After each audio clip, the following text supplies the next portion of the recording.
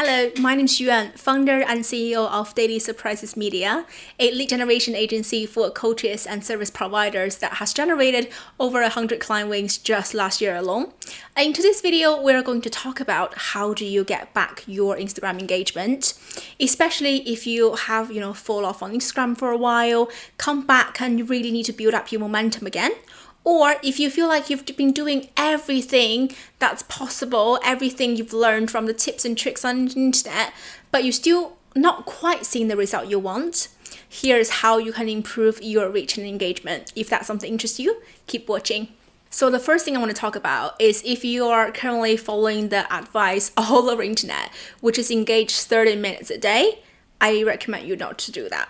So the reason why is if you have tried that, I think you will get this, right? So we all have really good intention that we're going to set a 30 minutes timer. During that time, we're going to constantly building our community, building our audience base. But what happens very often is because there's no set target in terms of how many people you want to reach in those 30 minutes, you get sidetracked very easily, right? So what I mean by that is if you've done the 30 minutes method before, it's very likely that you jump onto somebody's post, maybe somebody's a competitor, you read through that post, you're like, oh, that's interesting, I don't know about that, or oh, that's interesting, that's a different perspective, let me stalk that person a little bit further, right? Or that, you maybe find an ideal audience, you're like, oh, this ideal audience is very interesting, should I engage with their post, should I engage with stories, because you don't have a specific engagement formula that you follow, you can get sidetracked very, very easily. So instead of doing 30 minutes engagement a day, what I really recommend you to do is what we do in our agency that gives amazing result to all of our clients. They have amazing consistent growth is because we go out and engage with 20 ideal clients a day. Right, so that's quantifiable. So we go out and find 20 ideal clients and we perform the same engagement strategy every single time on all of those 20 profiles. So that during that engagement time, we are not lacking. So we're not going to be slacking and think, okay, I'm going to consume this person's post. No, because you have a target hit, right? So you have that target in your mind. You need to reach 20 people today. So you're going to be really focused on reading and consuming their content and really engage with them intentionally. And that is really going to help you to get the best ROI within your engagement time, no matter that 30 minutes, 45 minutes, or an hour, right? So if you set a goal, if you don't have enough time to do 20 leads a day, you can definitely go out to do 5 to 10, regardless of what that might be. If you set out a goal, which is the kind of number you need to hit, that's going to help you to stay being more efficient and give you better ROI if you do that than doing 30 minutes a day. And speaking of tracking, one thing we found really useful is to actually track the engagement method. As in, how do you find those leads? How do you find those ideal clients on Instagram, right? Because there are tons of ways you can do it. You can find them through competitors' community. You can find them through hashtags. You can find them through Explore page. You can find them through certain communities, etc., etc.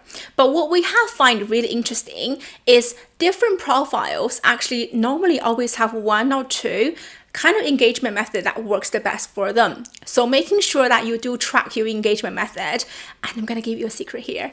A lot of people on the internet teach you, to get ideal clients through a hashtag.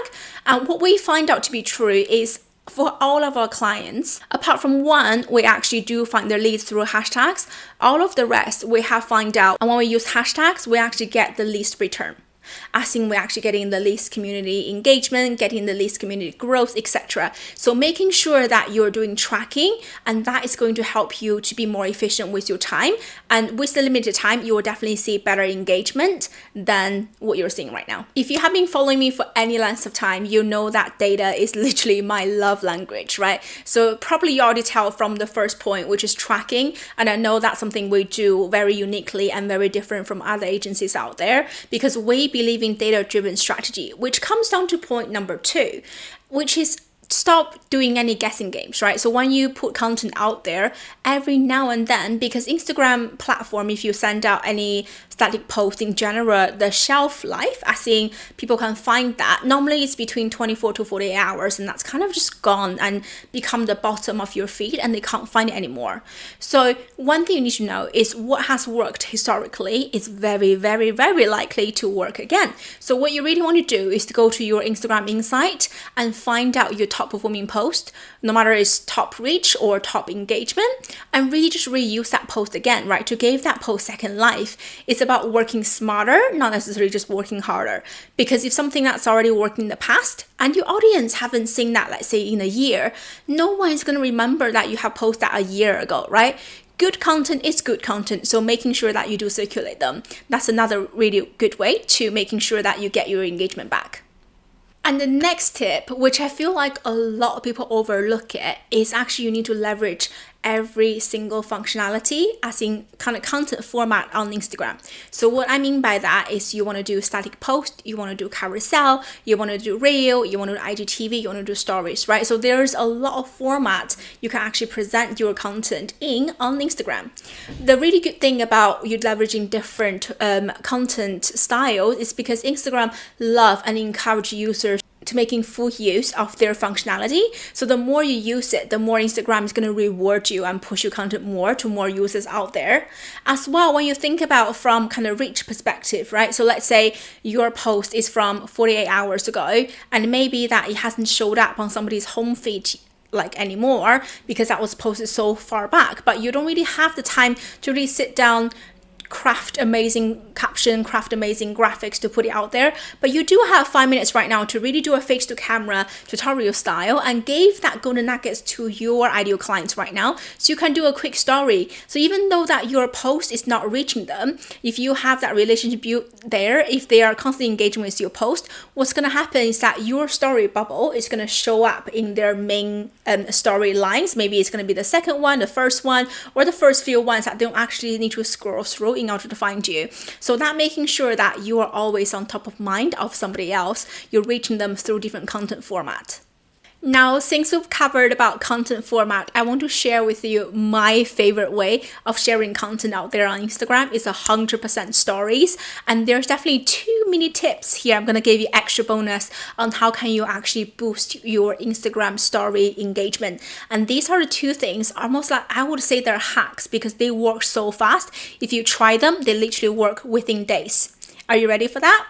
Okay, so number 1 is if you post stories Monday to Sunday, 7 days a week, what I suggest you to do is to take the weekends off. Okay, so you only post Monday to Friday on your stories. When you leave that 2-day gap over the weekend, and if you post something on Monday again, what you will realize is by having that rest period, for some reason, Instagram actually push your story to more people than you would consistently if you do that consecutively every single day, like all day, every day. So try it out and let me know in the comment if that works for you as well, because what we know is that is something that our clients use and leverage, and it works brilliantly. And they tend to use it just before they go into a launch or doing a challenge or doing a workshop. So they always leave a period that's free of stories and then put out the most important content out there. And tip number 2 is leverage your interactive features.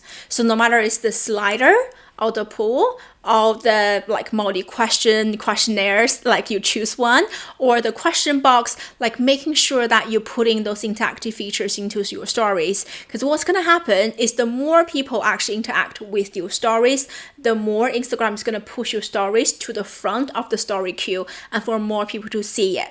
So if you actually combine these 2 tricks, so if you leave the weekends off and then leave 2 days off and then put your story there, and your first story is making it a very simple, like engaging one.